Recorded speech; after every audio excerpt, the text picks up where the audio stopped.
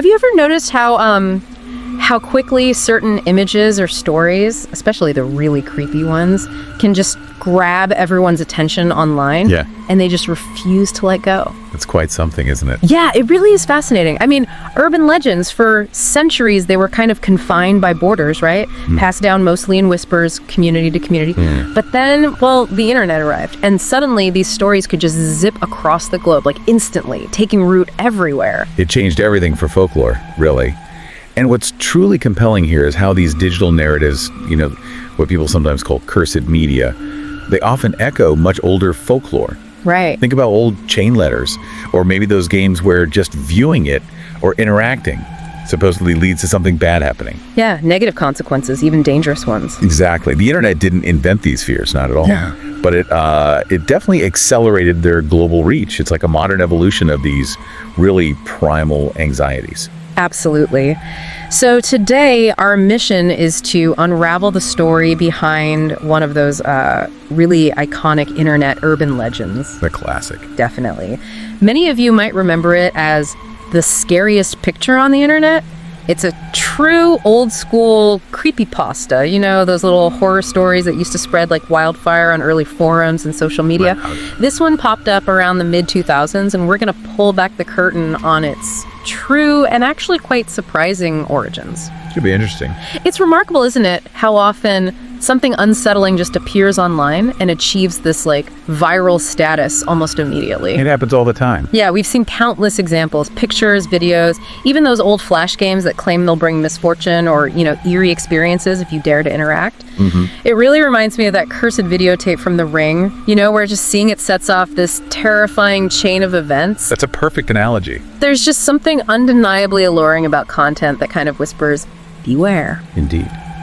And if we think about the bigger picture, this whole phenomenon speaks to a deeper, maybe innate human tendency to seek out thrill and mystery. Even when we know it might be fake. Even when we consciously know the story might be fabricated. Yeah. It's not about people being dumber now or anything like that. Our ancestors were drawn to tales of, dark forests and malevolent spirits for the same basic reasons. It raises this important question, though. Why do we keep willingly engaging with stuff that explicitly warns us of danger? There's a thrill to it. There's a certain forbidden appeal, I think, to the very things that are designed to give us a shiver. It's like a safe way to flirt with fear. Right, a controlled scare. And that primal draw, that pull towards the unsettling, the forbidden, that's exactly what solidified around the image we're focusing on today. The image itself. Yeah, a piece widely known simply as Sunny. Sunny. Now, for many of you listening, that name Sunny will either hit you with this wave of early internet nostalgia, or you might have absolutely no idea what we're talking about. But back in the mid-2000s, this image, sometimes it was called Sunny, it was just inescapable online. It really was everywhere for a while. And the legend that went with it was always incredibly specific, right? Woven with this tragic backstory. Always. It claimed the picture was painted by a teenage girl in Japan. And then she supposedly posted it online just moments before she mysteriously passed away. And that tragic backstory was just, the setup. The real core of the legend revolved around a chilling warning. Yeah. Viewers supposedly found it incredibly difficult, almost unbearable, to stare at the picture for too long. Specifically, anything over 5 minutes. 5 minutes. That was the magic number. And the consequence. Well, the story went that those who dared to stare longer were said to descend into madness, which, ultimately led to their unfortunate demise. Wow. It's such a striking parallel to other supposedly cursed art, like that infamous urban legend about the song Gloomy Sunday. Exactly. The song rumored to drive listeners to suicide. Same kind of morbid fascination. So the visual component itself, the act of looking, became part of the horror. People who actually tried to stare reported seeing subtle changes in the girl's expression. Yeah, things like a slight smirk appearing or maybe a shift in her gaze, almost as if she were, coming to life right before their eyes. Which is creepy in itself. It is. And what's truly fascinating here, from a psychological perspective, is how the human mind can perceive subtle changes or patterns, even in a completely static image. So it wasn't like a GIF or some trick. No, not necessarily. This isn't always digital trickery. It's often a well-documented psychological phenomenon called pareidolia. Pareidolia. Yeah, where our brains are basically hardwired to find meaningful patterns, especially faces, in random or ambiguous stimuli, like seeing shapes in clouds. Ah, okay. Our visual system's constantly trying to make sense of the world, right? And sometimes it overinterprets. It can make a fixed image seem to shift, especially if you're already primed by a scary story telling you it will. So suggestion plays a huge role. A massive role. It's a powerful testament to how suggestion and narrative can profoundly alter our perception of reality. Exactly. And this combination, the tragic backstory, the chilling warning, and that unsettling visual effect, real or perceived it, truly made Sony a quintessential old-school creepypasta. A textbook example. It was incredibly effective clickbait, especially on early YouTube.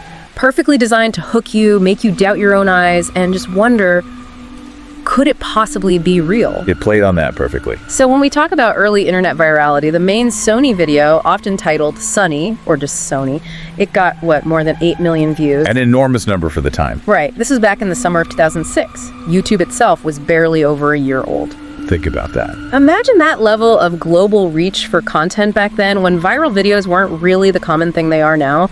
It truly predated so much of what we consider viral today. It was one of the early behemoths. But the name itself, Sony or Sunny, where did that actually come from? Good question.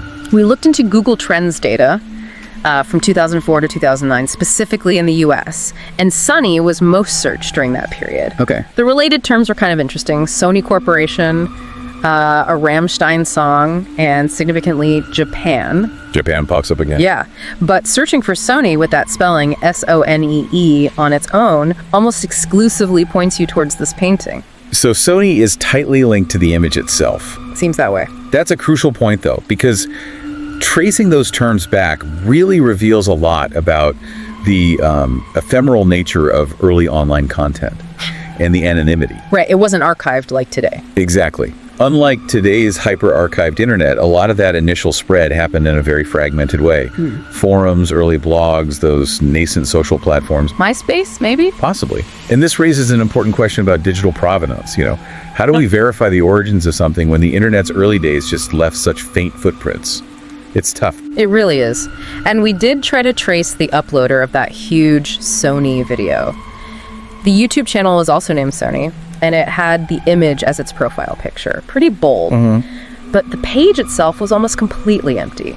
Just that one upload. No social media links, no about me, nothing identifying. A ghost channel, basically. Pretty much. However, thanks to the invaluable work of web archives, specifically the Wayback Machine. Lifesaver for this kind of reason. Totally. We found a 2009 snapshot of the channel, and it uncovered this tiny breadcrumb. It revealed the uploader was an 18-year-old living in the United States at the time. Ah, so not Japan. Not Japan. And the page also linked to a private MySpace account, which apparently belonged to a Nevada teenager named Andrew. Andrew in Nevada. Yeah. So while this showed us who maybe propagated that specific viral video, the one that got millions of views. It didn't tell you who started the legend. Exactly. It unfortunately hit a dead end in terms of identifying the original source of the legend itself. So if Andrew didn't create it, where did it actually come from? The plot thickens. Well, the story of its true origin doesn't end there, because whispers have circulated for years that this whole urban legend didn't actually start on YouTube at all. Okay, so where then? The rumors suggest it emerged much earlier on Korean message boards. Ah, Korean forums. That could fit. Yeah, and this would actually align with those earlier spikes in Google searches for Sunny, even before 2006, before that big YouTube video really blew up. Interesting. It suggests an earlier, maybe non-English circulation. Potentially. And this is where the narrative really starts to twist and turn. Right. Well, it's hard to verify definitively now. Numerous copy and pasted accounts, seemingly from these early Korean forums, consistently suggested the picture, along with the basic version of the legend, first appeared there, and then it spread. So the core story elements were already present. Apparently, these accounts often highlighted the girl's large blue eyes, claiming they had this, hypnotic effect if you stared too long. Which is slightly different from the madness angle later. A bit, yeah. And what's truly insightful here, I think, is seeing how stories evolve and mutate as they travel across cultures. It's classic folklore transmission, just digital. Yeah. The legend, for example, seems to have spread to other parts of Asia and then eventually made its way to the United States. And then changed along the way. And details changed, exactly. It's particularly telling how the made-up backstory, at least in the Western version we mostly know, mutated to involve an Asian teenager. Even though the painting clearly doesn't depict someone Asian. Precisely. The girl in the painting is quite clearly not of Asian descent. This raises an important question, doesn't it?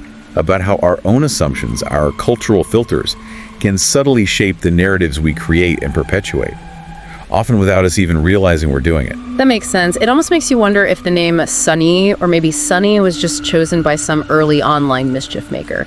Maybe an American teenager like Andrew. Because it sounded kind of exotic, vaguely Japanese. Yeah, exactly. Given the whole fabricated backstory of a Japanese artist, it really highlights how hungry people were, maybe still are, for these compelling, creepy stories, even if they're complete fabrications. The story becomes more important than the truth. Totally. But this leads us to the ultimate question, the one that kept us digging. If it wasn't posted by the tragic girl in the story, if it didn't originate from some cursed event, where did the image really come from? The actual origin. Yeah. And here's where it gets really interesting. Okay, lay it on us. So after all the digging, all the chasing down rumors from Korean forums and dead-end YouTube channels, did we actually find the true artist behind Sony? Did you? Yes, we did. And it's a genuinely fascinating reveal. The actual artist behind the painting, because yes, it's a painting, is named Robert Chang. Robert Chang, okay. And perhaps the most surprising part, Sony isn't a photo of a real person driven to madness or anything like that. It's a painting. A painting, not a photo. Nope. A painting with a completely different and actually very thoughtful backstory. Nothing to do with curses or death. Wow. Okay, so what is the story then? Well, the character depicted in the painting is actually named Princess Rue. Princess Rue? Yes. She's the main character of Robert Chang's own sci-fi fantasy screenplay, which is titled Tyrolean Sky. So it's part of a larger creative work. Exactly. And the actual name of the painting itself isn't Sony or Sunny, it's Melancholic Princess. Melancholic Princess. That certainly fits the mood. It does, and its true meaning is miles away from any curse or tragedy. It actually depicts Princess Rue at this really pivotal moment in her story. Go on. She's apparently set to reluctantly take the throne soon, and the posing for this piece, the reason she looks melancholic, was intended by Chang to be her last casual portrait as princess. Ah, so it's capturing a moment of quiet introspection before a big change. Precisely. Capturing that melancholy and quiet thought before a significant, life-altering event, it adds this whole new layer of, actual pathos to the image, totally different from the horror story. It really does. It makes you see the painting completely differently. Right. And what's truly fascinating here is just the sheer dissonance between the artist's original, quite profound intent and the viral, morbid life this artwork took on online. It's night and day. Completely. Robert Chang himself reportedly found the whole urban legend simply silly. I can imagine. And he apparently expressed his wonder as to why anyone would fall for such a thing. Yeah. And perhaps even more remarkably, Robert Chang himself doesn't know the exact origin of the urban legend that completely consumed his artwork. He has no idea how it started. Well, even the creator is detached from the legend. Totally detached. Okay. It truly highlights how once something goes viral online, it just takes on a life of its own, doesn't it? Often completely removed from the creator's vision or original purpose. The internet hive mind remakes it. Pretty much. So just to be definitively clear for everyone listening, the picture is absolutely, positively not cursed. Not cursed. It's not involved with any actual tragedy. And no, it won't drive you to madness if you stare at it for longer than 5 minutes. Please don't try, but it won't. Right. It's simply a beautiful painting titled Melancholic Princess with a lovely, melancholic backstory created by the artist Robert Chang. The truth is much less scary, but arguably more interesting. I think so too. So what does this entire journey tell us then? What does the story of Sony, or rather Melancholic Princess, mean for us? About the internet, about urban legends, about our own collective imagination? It says a lot. The irony here is just profound, isn't it? The artwork's true, thoughtful backstory, its actual artistic purpose. It's rarely talked about. It's completely overshadowed by this fabricated, dramatic, terrifying narrative that somehow became known as the scariest picture on the internet. Yeah, the fiction drowned out the fact. It's not every day your creation takes on such a wildly different, completely fictional life, totally separate from you. No, it certainly isn't. And this raises, I think, an important question for all of us to consider. That's that. What does it say about human nature, maybe, that we are so readily drawn to these dark, sensational, and often totally baseless stories, even when the truth is far more mundane, perhaps, but maybe equally compelling in its own quieter way? That's a good point. We seem to crave the drama. We often do. It's a powerful reminder, I think, to always engage our critical thinking when we encounter these really sensational claims online, and to remember that the truth, while maybe less flashy, can sometimes be more subtly profound than the most dramatic fiction. Look beyond the surface. Exactly. It encourages us to look beyond the surface, to question things, and to actually seek the real story behind the viral noise. What an incredible journey this has been, really. From this terrifying internet legend that haunted chat rooms and early YouTube, A digital ghost story. to its fascinating and ultimately benign truth. The story of Sony really shows us how quickly narratives can form and spread online, and just how easily fiction can take hold, sometimes completely eclipsing reality.